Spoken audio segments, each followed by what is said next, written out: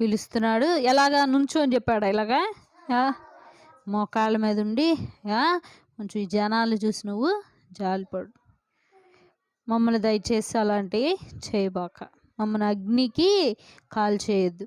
దయచేసి రండి అని చెప్పి ప్రియముగా అడిగాడు. అంటే మనకు చూడంగానే ఇంక వెళ్ళాలనిపించిద్దనమాట. అంతలాగా అంత చక్కగా అడిగాడు తను ఆ మూడో వ్యక్తి, ఆ మూడో అధికారి. అడిగినప్పుడు యెహోవా దేవుడు ఏలియాతో చెప్పాడనమాట. దేవుడు ఏమని?